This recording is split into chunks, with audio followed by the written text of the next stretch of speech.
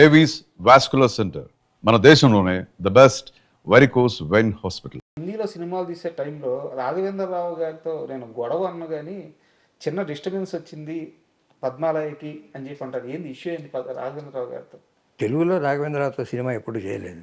Correct, తెలుగులో తీయలేదు, హిందీలో చేశాం. హిందీలో హిమ్మత్ వాళ్ళ తీశారు. కానీ ఇంకో సినిమాకి రాఘవేంద్రరావు చేయనని చెప్పారు. రాఘవేంద్రరావు అయితే చేయకపోతేనే రాఘవేంద్రరావు అసోసియేట్ చేస్తామని చెప్పేసి ఒక సినిమాకి ఆయన అసోసియేట్ని తీసుకెళ్ళి పట్టుబట్టి సినిమా తీశారు అంటారు. అదేం లేదు, మా హిందీకి మేము ఫస్ట్ హిందీయే కాదు, తెలుగు కానీ హిందీ కానీ ఎప్పుడైనా డైరెక్టరు పలానా డైరెక్టర్ ఉంటేనే మనం సినిమా తీయగలం అనేది ఎప్పుడూ లేదు. సార్ ఎప్పుడైనా మాకు అనుకూలంగా ఉండే డైరెక్టరు లేకపోతే యూనిట్ డైరెక్టరు, యూనిట్ డెసిషన్స్ ఎక్కువ ఉంటాయి సినిమా మేకింగ్లో. వన్ మ్యాన్ డైరెక్టర్ డెసిషన్ అనేది ఉండదు మాకు.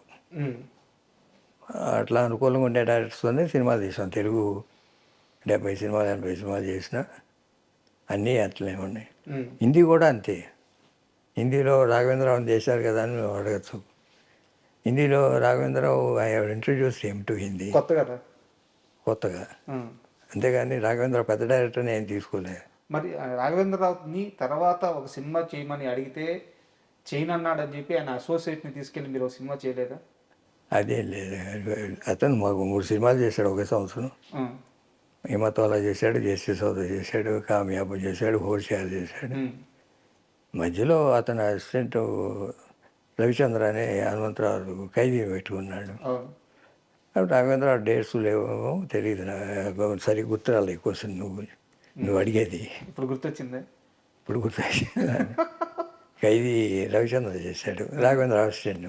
రాఘవేంద్ర అయినా ఒకటే, అసిస్టెంట్ అయినా ఒకటే. హనుమంతరావు ఆయన సిద్ధాంతం ఏంటంటే పట్టుబట్టి తీసుకెళ్లారంటగా.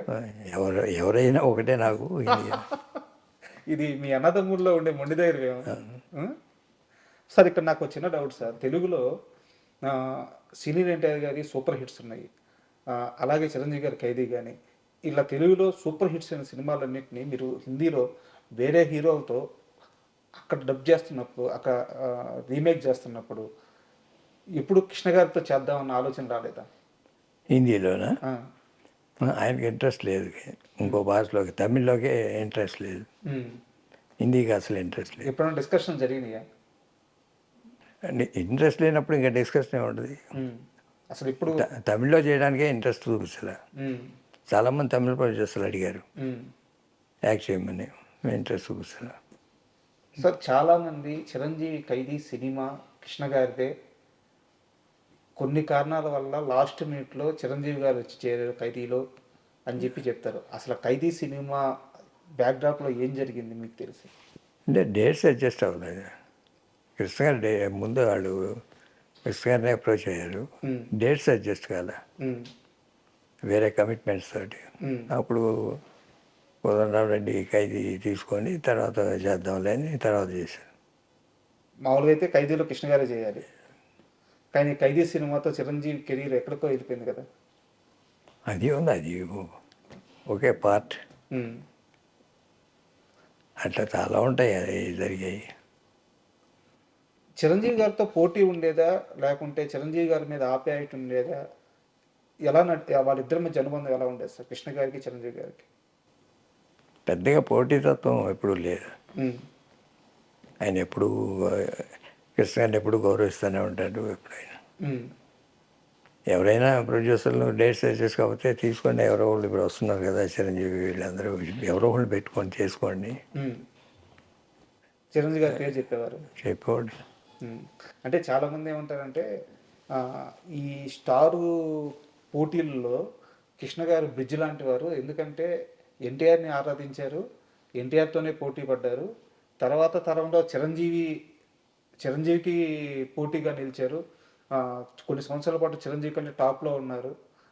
ఇలా అందరితో కాంపిటేట్ అయ్యి అందరితో పోటీలో నిలబడి ఒక బ్రిడ్జ్లాగా నిలబడిన వ్యక్తి కృష్ణ గారు అని చెప్తారనమాట. అందుకని ఈ ప్రశ్న అడిగాను. అది పోటీ అంటే సినిమా తరంగా పోటీ తప్ప మన సినిమా బాగుండాలి. అప్పుడు సింహాసనం చేసినప్పుడు, ఆ రోజుల్లో సింహాసనం చేసేటప్పుడు అందరూ పెద్ద హీరోలే, చిరంజీవి గారు కానీ బాలకృష్ణ గారు కానీ వీళ్ళందరూ.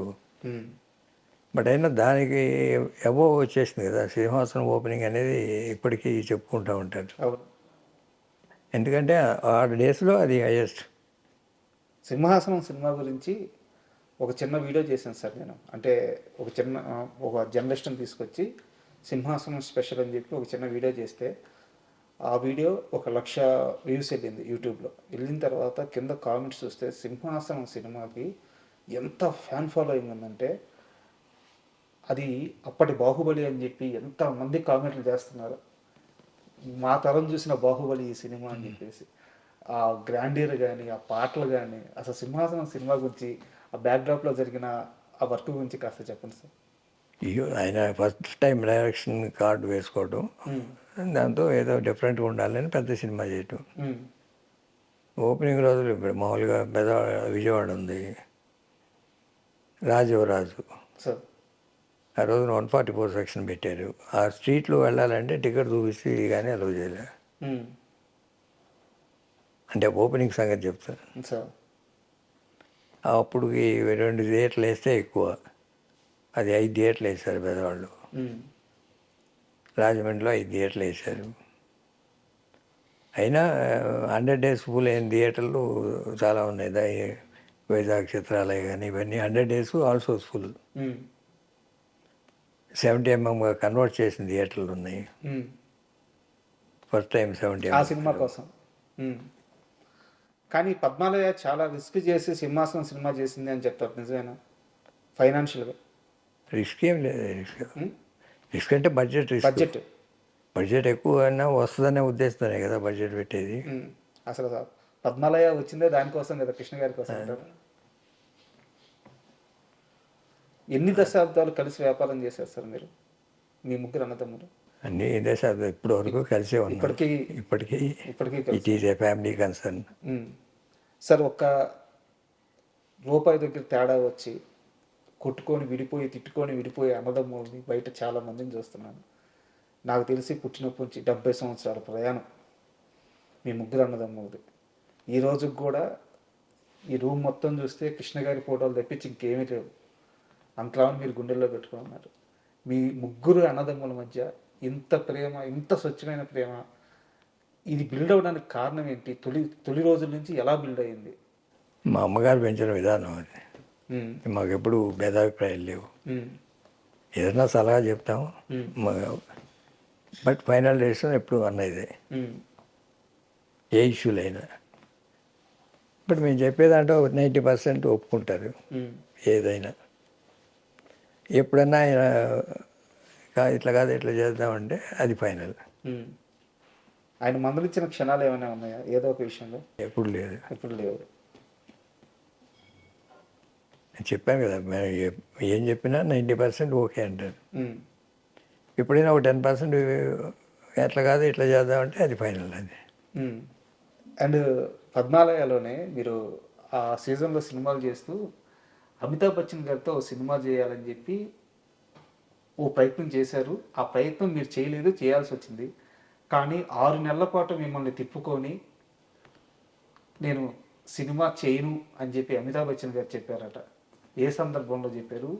ఎందుకు ప్రయత్నించారు? పొలిటికల్ సినిమా చేద్దామని తెలుగులో చేశాం కదా, నా పిలువే ప్రపంచం అని. ఇట్లా అంటే అగెనెస్ట్ టు ద గవర్నమెంట్.